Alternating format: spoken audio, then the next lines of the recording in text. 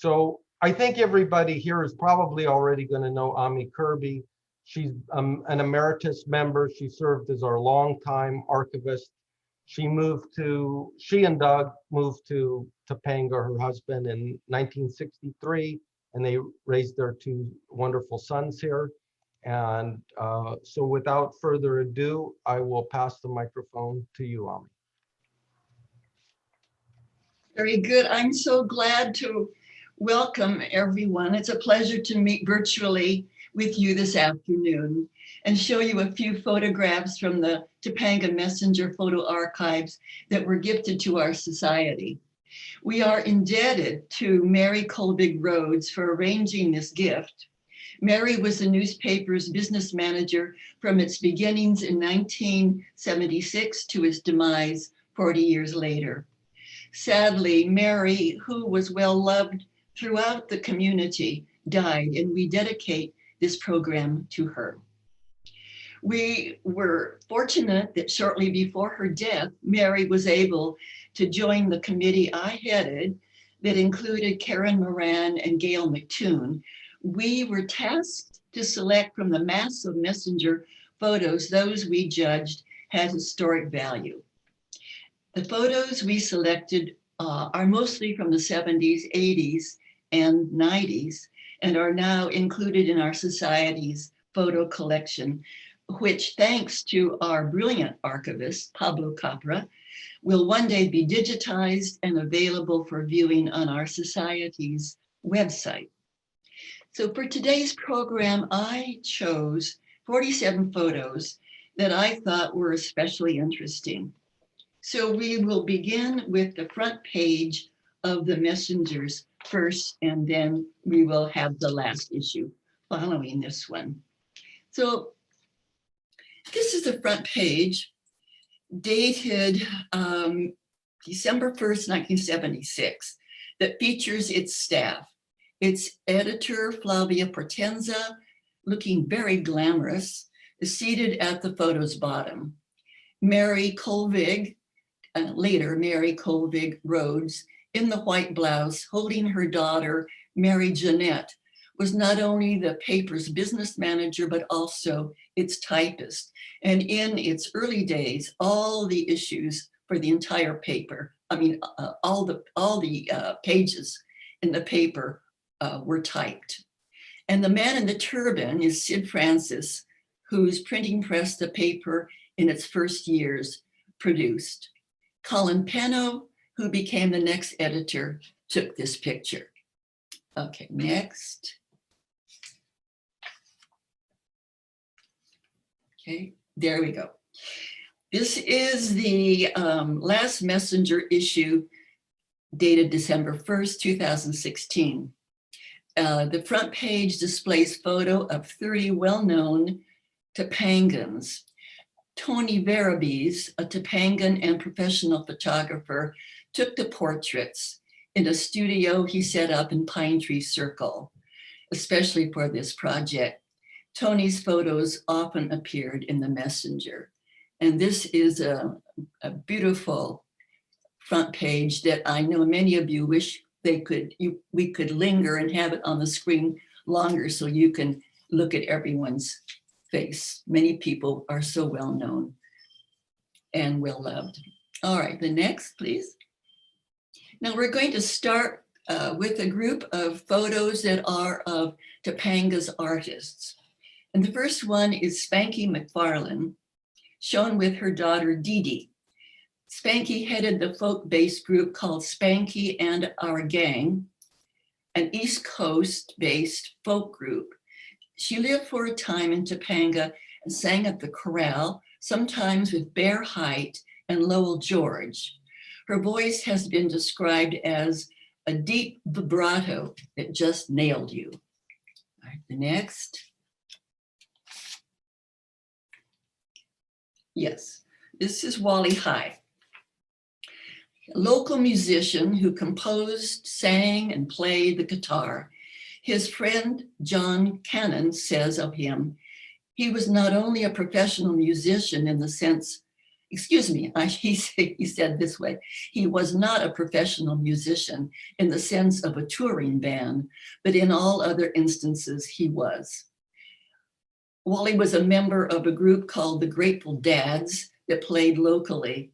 And in Topanga Day's early years, the Grateful Dads were the only group that appeared, which is quite surprising and nice to think about when we think about all the different groups of musicians that have played in the recent years.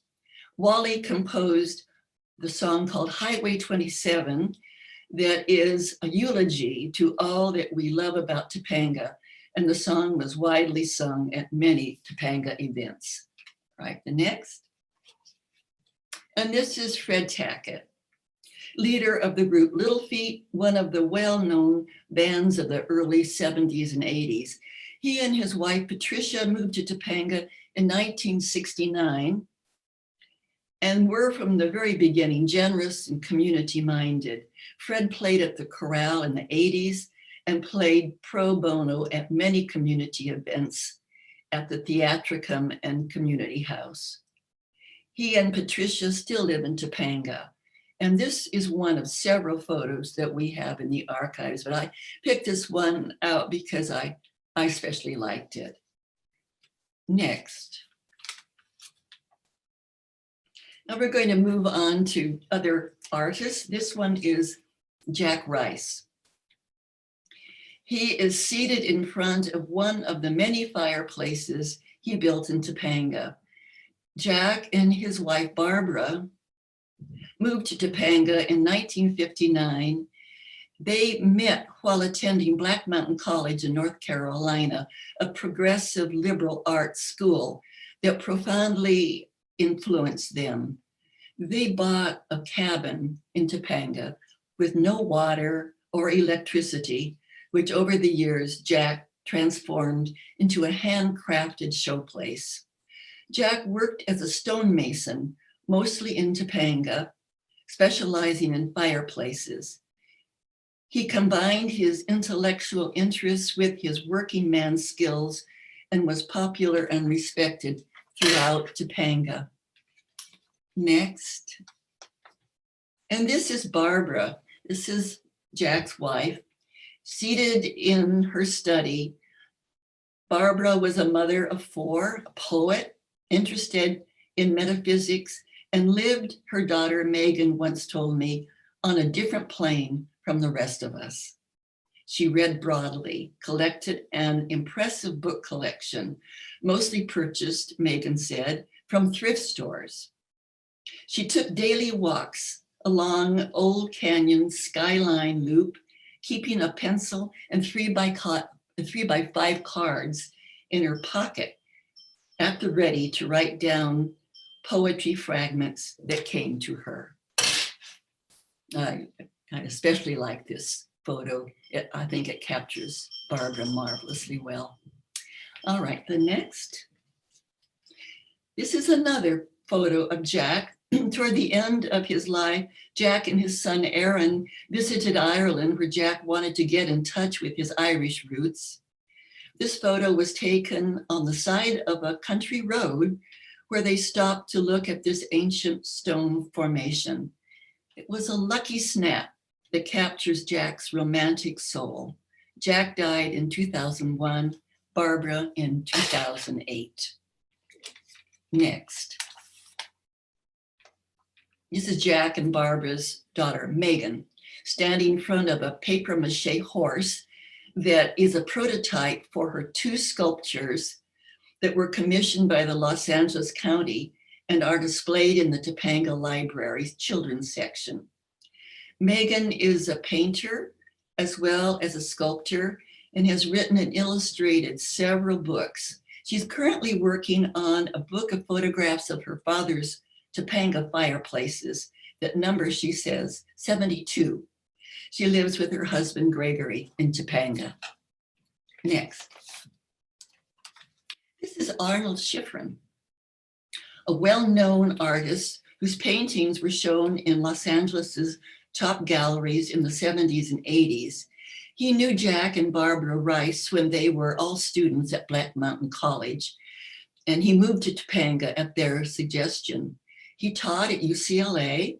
He was active in Topanga's art community of the 70s and 80s that included, among others, well-known painters, Sid Francis, Gordon Wagner, and Gordon was a sculptor, and then George Herms. He died in 1994. His daughter, Francesca, also an artist, lives in Topanga with her family. Next.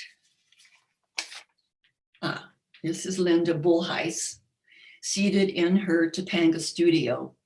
Linda's medium is watercolor, which she uses both on silk and on paper. She's shown her work in galleries and has been active for 40 years in Topanga's art community. Second to art, Linda says, gardening is her passion, which is evident in the beautiful terrace garden that fronts her Fernwood house, where she lives with Rod, the man in her life. Next. I particularly like this picture, and I was excited when we found it among the archive.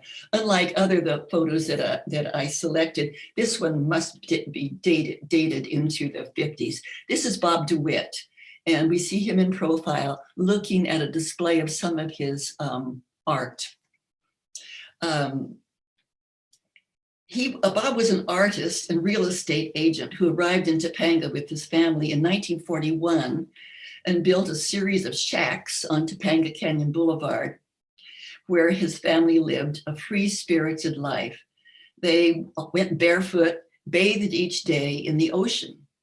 He sold real estate, advertising himself in a series of crudely painted signs that he posted along the highway, describing himself as Bob DeWitt, Topanga pioneer.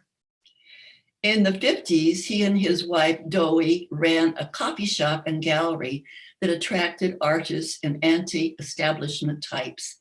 He and his family left in 1961. Next. Lynn Foltz, a successful painter whose art has been shown in well-known galleries and in a 2013 retrospective exhibit in the Los Angeles Hammer Museum. His art has been described as pop art and art noir. He's also a musician, and in his younger years played drums in a band.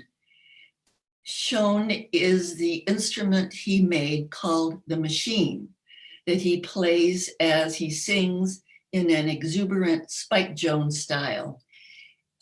Lynn lived in Topanga in the late 80s and 90s. Next. I particularly like this photo. It's the quality is not very sharp, but I think it gives the feeling of a happy time. It shows the 1989 opening of the Topanga Canyon Gallery located in the Old Center. It was founded by ceramist artists Jim and Sue Sullivan. It was for many years a showcase for Topanga's painters, photographers, and ceramists. It closed in 1995, reopened 5 years later in Pine Tree Circle. Topanga has long had a lively art community that dates back to the 1940s. In 1947, local artists George Melcher and Paul Dubasclard organized the first Topanga Canyon art group. Next. This is a Topanga Canyon Gallery artist group taken inside the Topanga Canyon Gallery. Now, the person on the left is unidentified, and if anybody knows him, please volunteer to give us that information. To his right is Ainsley Pryor, then is Kathleen Sullivan. Linda Bullheis is in the back, and then is Sue Sullivan and Jim Sullivan. And Kathleen, obviously, is the daughter of Sue and Jim. They all look very happy. I have a feeling they probably just mounted an exhibit and are ready for an opening. All right, next. I was very happy to come across this photo, even though the quality is not sharp, but it gives a good picture of Sue and Jim Sullivan in the patio of their home and studio that was located at the end of Greenleaf Canyon, where they designed and produced fine ceramic pieces that they sold widely.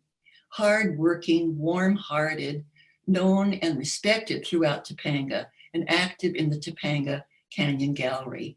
They moved a few years ago and now live in Petaluma and are greatly missed and well remembered. All right, okay, the next, Rabyn Blake. An artist and local political activist who was loved and respected throughout the canyon. She lived with her husband, Eli Serkars, on a beautiful property that is bounded by Topanga Creek. We see her seated in her studio creating ceramic pieces. She was the chairperson of the Topanga Canyon Creekside Homeowners Association that helped defeat the LA County Fire Floodway Plan that would have regulated building along Topanga Creek. Rabyn was spirited, fun-loving, and unique. I remember a gathering at the Mermaid Tavern in the 70s where Rabyn showed a video that she created called simply Mud, in which several people happily immersed and rolled themselves around in a large mud puddle. Rabyn recently died and is greatly missed. Next. I was happy to find this photo. This is of Barry Lysott, and he is seated in front of his shop in the turnout that I don't know if many of you remember, but it was a small series of shops located on Topanga Canyon Boulevard near Santa Maria Road. The turnout was severely damaged from mudslides caused by the winter and spring heavy rains of 1998 and then had to be demolished. Barry's carvings were unique and highly prized. Barry still lives in Topanga and is doing well. Okay, next. This is Rebecca Andrews, longtime friend. Rebecca moved to Topanga with her husband and 6 children in the late 60s. She began working with clay on a potter's wheel. Then she learned to create decorative tiles. She bought a kiln and established a business called Touchstone Ceramics. As her children grew older, she often employed them and their friends to assist her. Rebecca was active for several years in the Topanga Canyon Gallery and often exhibited her ceramic creations there. She lives on the same property where she began her business 50 years ago. And I would estimate that Rebecca looks to me like she might be in her 40s. So this was taken several years ago. It's a very nice picture of her. All right, next. Kedric Wolfe. Kedric Wolfe, a unique and revered actor. Kedric was part of Topanga's art scene from the late 60s to the late 90s. As Michelle Johnson so accurately writes of him in the Topanga Story, he was an actor on stage and off. I remember him playing the role of Happy in a production of Waiting for Godot at the Mermaid Tavern in the late 1970s. He was a marvelous actor, I remember. He enjoyed dressing up and appearing in public, often promoting a political point of view, which we definitely see here. All right, the next one. This is Kedric seated in front of the mural called Buddha on the Wall that's painted on an old retaining wall in Topanga Canyon Boulevard that's near Highvale. Liz Shepard designed the wall, and she, David Totherow, and Kedric painted it on Labor Day, 1982. When you drive by, you have to look quick to see it, but it is still there, restored in bright colors. That happened on Labor Day, 2016, by Claire Brown, who was the original illustrator of it, and friends. The restoration was a detailed process done to museum standards. It's hard to see when you drive by, but it's there, and it's very beautiful in these brilliant colors. All right, next. This is Kedric, and Kedric on the right, and probably David Totherow on the left.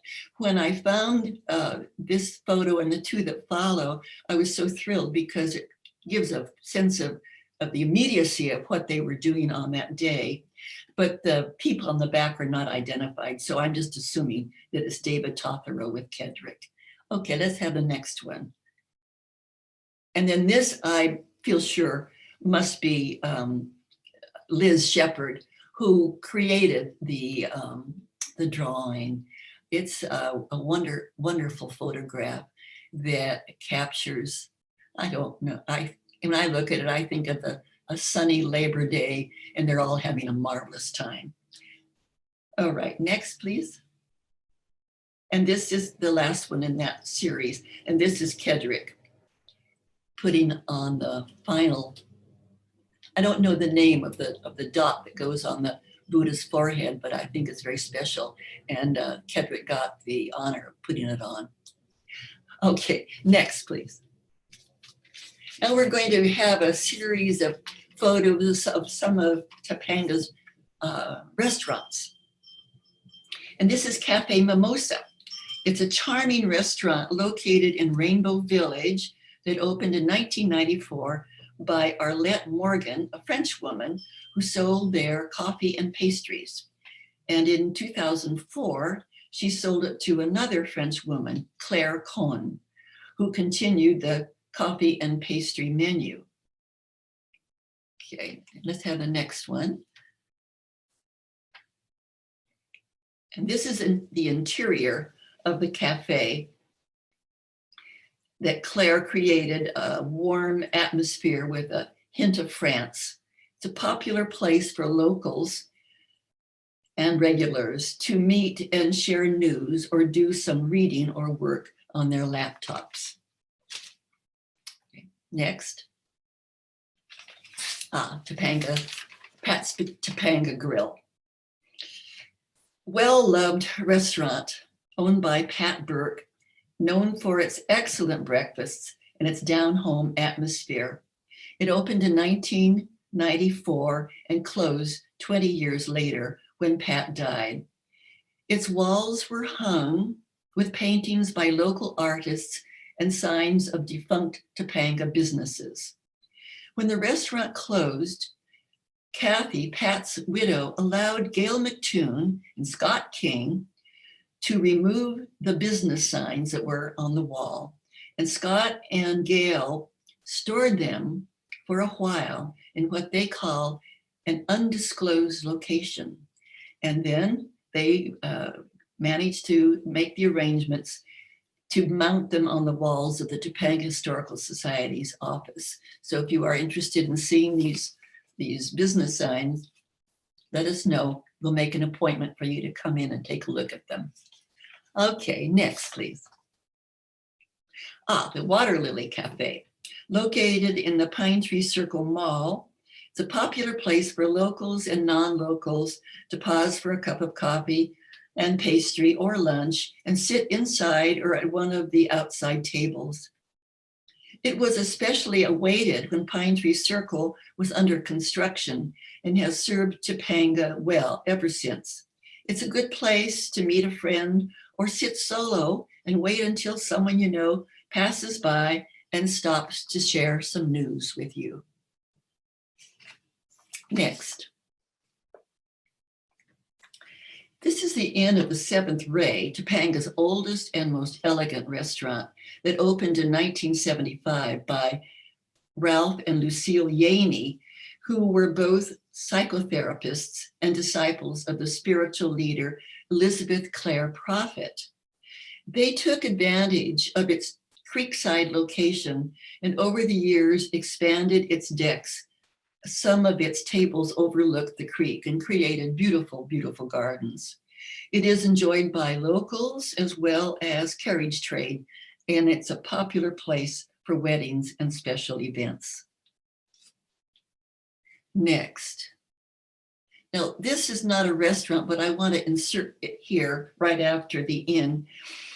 I was very glad to see this photo too, because I had no memory of this bookstore, even though I lived in Topanga when it was going forward. It was a metaphysical bookstore established in 1975 by Kathleen Gilred in the old dilapidated gasoline station that was located on the Inn of the Seventh Ray's property.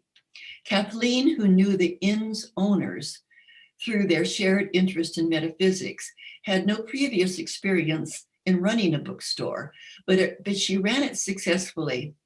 And in her memoirs, which I've read, and they're delightful, interesting memoir, she calls it the world's smallest department store, where in 400 square feet, I had metaphysical books along with records, artwork, healing products, crystals, and children's toys. It was a popular place with a dedicated following and was open for 5 years until its lease ran out and the Yaneys changed its name to the Spiral Staircase, which we all know. Now, an interesting footnote that I particularly like was that Kathleen chose her book stock by visiting a Los Angeles popular metaphysical bookstore called the Bodhi Tree. Some of you might know that store, where she examined the store's book stock, made a list of those she felt were the best, and ordered those books to stock her store. I call that a lot of moxie. All right, let's have the next. This is the charming but sadly short-lived coffee shop called The Rendezvous that was located in the Turnout building that was destroyed in the 1998 mudslide. Its owner, Rahier Ahmadpour, is behind the counter. I especially like this photo as it shows Doug, my late husband, on the right, enjoying conversation with Felice Maturay and Jack Chambers. They and other friends met there regularly and greatly enjoyed themselves. Next. The Three Dolphin Inn. This building has had several incarnations, first as a drugstore in the 40s and 50s, then as a series of restaurants. The first was the Discovery Inn that I think many of old timers will remember nicely. It was operated in the 60s. In the 70s, it was the Three Dolphin Inn, shown here, run by Alan Emerson, who was standing and looking at what might be a menu. Alan was active in the community for many years and was voted Citizen of the Year in 2004. After Alan's restaurant closed, it became the new Discovery Inn, and then it became the restaurant Pastis. In 1993, it became Hidden Treasures, the popular used clothing store that took on a new look with a second-story false front. Next. Now, we're going to have some personalities.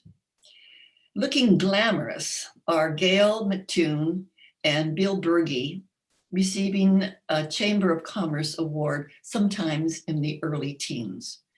A hospitable, generous, fun to be with couple, they are members of many Topanga organization boards, including the Topanga Historical Society. Gail, a nutritionist, homeopath, and herbalist, came to Topanga in the early 1970s to visit friends and never left. When Bill bought the Mermaid Tavern in the early 80s, he and Gail met and soon became what Gail calls the Bill and Gail Show. Next. Richard or Dick Sherman, longtime well-known Topangan, who established in 1971 his business Topanga Underground that specialized in designing and installing septic systems, water mains, and underground utilities. He was a sociable man's man and supposedly was a confirmed bachelor, but he married his high school sweetheart in his later years. That was Lynn, who became, along with him, active in the community. Dick has an excellent Topanga photo collection and showed them at one of our Historical Society programs that drew the biggest crowd we ever had. Next. This is Ed Lang. He was the owner of Elysium Fields, a clothing optional camp that opened in 1968 on 7 acres at the end of Robinson Road. The neighbors put up a huge protest, but over the years, Ed became such a good neighbor that in 1995, he was named Topanga Citizen of the Year. The same year he died, a wealthy and respected man. His Los Angeles Times obituary stated that he may have done more than anyone else to bring nudism out of the shadows as a lifestyle. Next. And this shows a portion of the beautiful landscaped Elysium Fields grounds. After Ed's death, his daughters tried to keep the business going, but they closed it in 2001 after 33 years and was sold to a wealthy family that occasionally stays there, and they often hold events there. All right, next. This is Bob Bates. Bob made a lasting mark on Topanga with his architecture and his prominent role in Topanga's organization known by its acronym TASC, which stands for Topanga Association for Scenic Beauty. Bob began his Topanga-based architect career in 1963 and built over the years many beautiful Topanga houses, making noteworthy use of glass, stone, and masonry. He's also remembered for his leadership role in TASC that worked diligently to stop a huge tract development called Montevideo Canyon Oaks. It was a Samson Goliath effort that was won in 1994. Bob and his wife, Donna, moved to Oregon in 1996, and he died in 2014. One of the many accolades given to him was soft-spoken and soft-spoken and rock solid. Okay, next.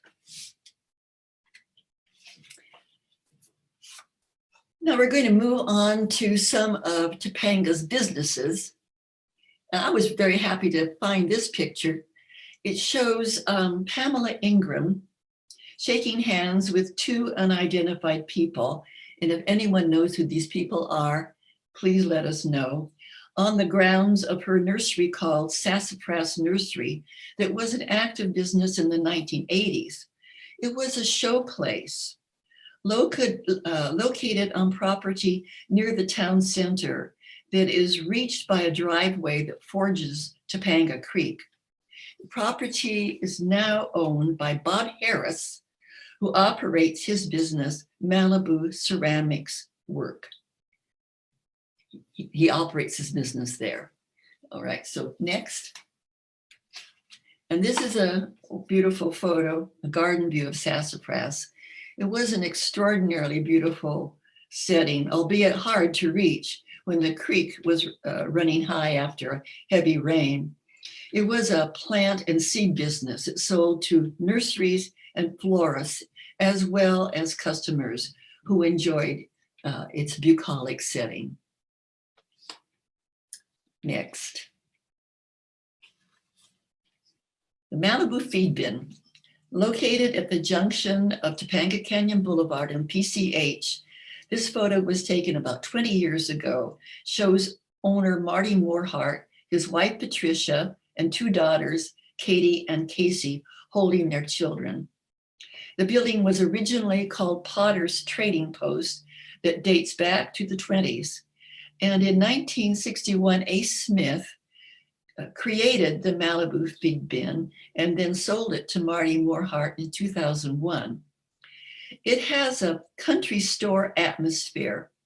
And at one time, it had a petting zoo in the back with goats, pigs, and rabbits. Some years back, I remember at Christmas time, there was a Santa Claus and several reindeer mounted on its roof. Next. Vintage, this is Topanga Threads, vintage clothing, was a used clothing store run by J.R. Ball that operated in the 80s. It was located in the open space where Pine Tree Circle now stands. J.R. was an aspiring writer and wrote articles for the Messenger. In an email to our archivist, Pablo Capra, J.R. wrote in part, "I went broke there because a series of winter storms came in one year, back to back. For weeks, the area that is now Pine Tree Circle was nothing but mud." And then he ends his email poignantly. He says, "I will always remember that store with love." All right, next. Now, this is an extra. It's not one of the Messenger photos, but it's one I include as an extra. It's a painting of J.R.'s store done by an elderly man called Gordon Butcher, who enjoyed visiting the area where J.R.'s store stood. I remember that in the rainy seasons, it was a beautiful green meadow-like place where the early strawberry festivals and occasional Easter egg hunts were held. And J.R. emailed this picture to Pablo. Next. A boutique, this Sweetwater boutique, located in the building that now houses Pebbles. It sold many items, clothing, jewelry, ceramics, and woodenware. Gail McToon recalls that it was run by two women, and the items they sold were, she said, very tasty. She says the building had a shaky back deck overlooking the creek. The building has housed many stores there over the years. Next. Topanga Fish Market, owned by Warren Roberts, who also owned the Real Inn on PCH. It operated in the 80s and 90s, sold fresh fish as well as fish dinners. It had a pot-bellied stove in the restaurant and a very homey, rustic atmosphere.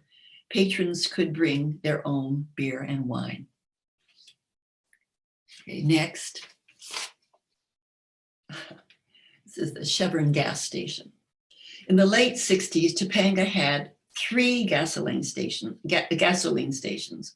One was located at the corner of Fernwood and Topanga Canyon Boulevard. Another on Old Canyon, where the spiral staircase is now. And the third, shown here, was where Pine Tree Circle's seed and feed store recently stood. The Chevron station of the 3 was the last to close. Let's come back. Come back, little Sheba. There we go. The person on the right is unidentified, and if anybody knows who he is, please let us know. And on the left is Louis Kelly, one of Topanga's mythic bad boys, whose stories are legion. And I think all of you will enjoy looking at how much gasoline was sold for. It looks to me like it's 30 cents or 39 cents a gallon. Okay, next. This is Pine Tree Circle. Under construction showing some of the crew that built it. Most were locals. The owners, Steve and Leslie Carlson, stand on the right. It opened for business in 2000, though resisted at first by many Topangans who objected to change. It quickly became Topanga's popular town center. The Carlsons sold the mall and left Topanga 3 years ago, and they are sorely missed. And then the next. This is the final photo, and one of my favorites. It's the photo of Camp Wildwood's swimming pool taken in the mid-70s that captures the ecstasy of Topanga kids who waited impatiently for summer weekends when the pool was open from 12 to 5. The charge was $1. Camp Wildwood was owned and operated by Oka and Julia Stewart, who purchased the 15-acre property in 1944 and operated it for 4 decades. You can still see the battered Camp Wildwood sign in its parking lot next to the lumber yard.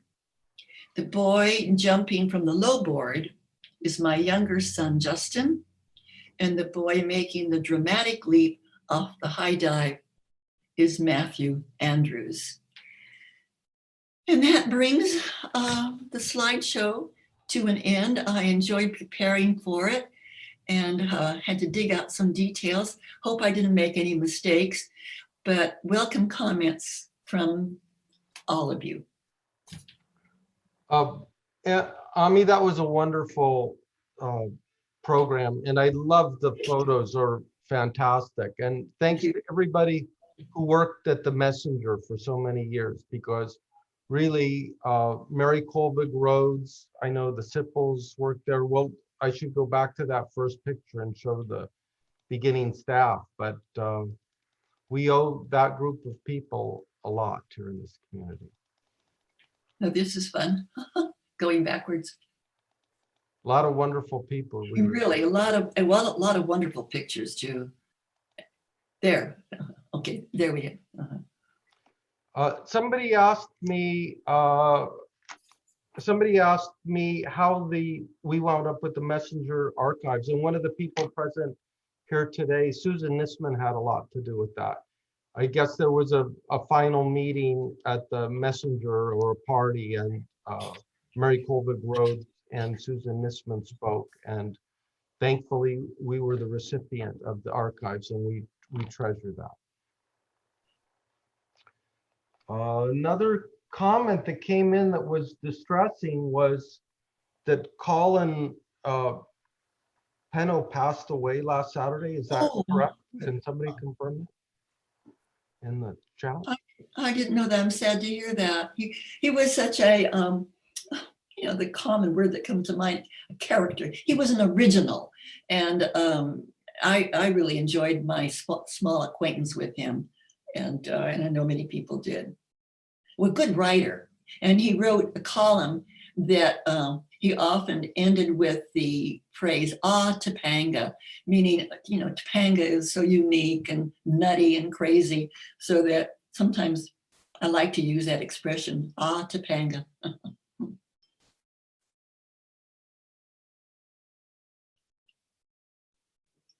Ed, I can't hear you.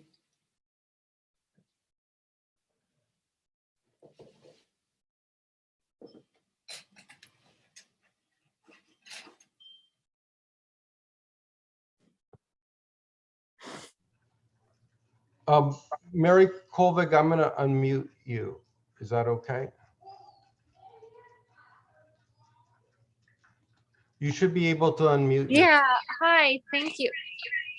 Hey, Craig, do you want to, sorry about that. We've got 2 different devices going. No Hi, problem everyone, thank you so much. Yeah, I'm Mary Colvig. You might recognize me from the cover of the very first Messenger in 1976, but I did want to share that Colin Penno did pass last Saturday, very sadly. He was living in Oregon with his wife, Carol Pelosi, who was also a longtime Topanga fixture. And I'm not sure what they're all doing in terms of Carol and her family to honor him yet, but we're looking to honor my mom this fall, Mary Colvig Rhodes, at the community house or somewhere local. And we'll definitely do something to celebrate Colin as well, since we'll have so many Topanga people together. But I just want to thank everyone for doing this today. It's been incredible to see this all come together. And this is a project my mom was very excited about.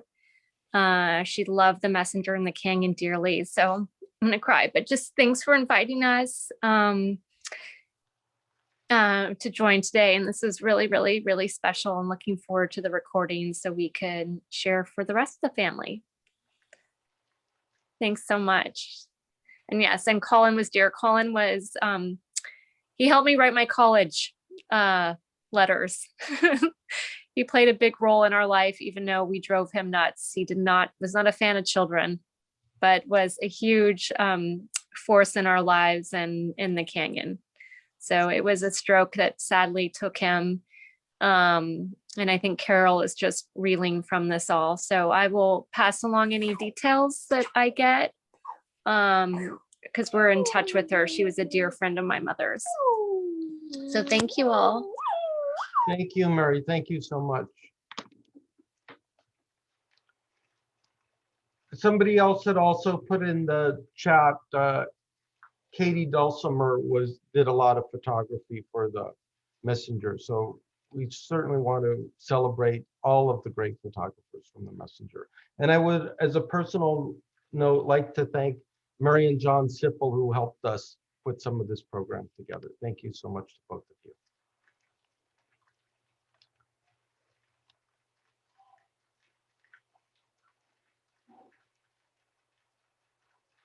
Are there any other questions?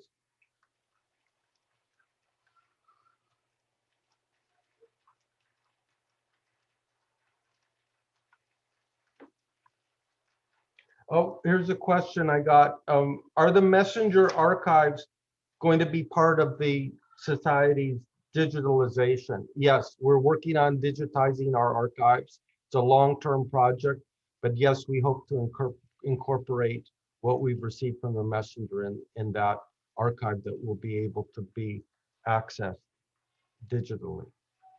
Thank you. Yes, I'll find a way. Somebody's asking, will this recording be available? Yes, we are recording this and we will find a way to share that. I would look to our website for that.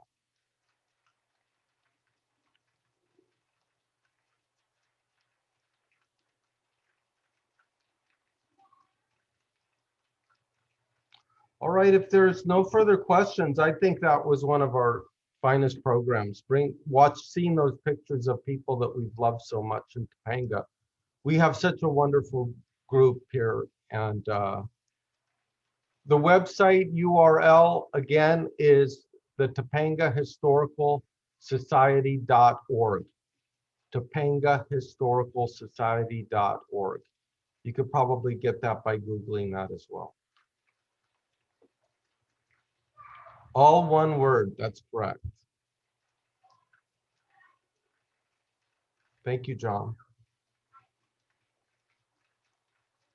All right, that was something of a very emotional program, but I thank you all, and thank you again for your continued support of the Society.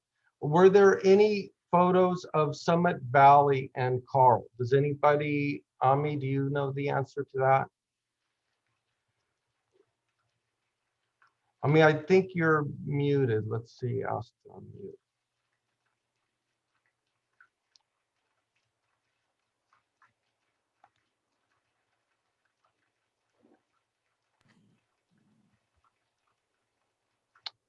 Scott King says the one of Bob Bates, I think, was Summit Valley. The Bob Bates one is the day of dedication of Parkland, says Susan. Thank you very much, Susan.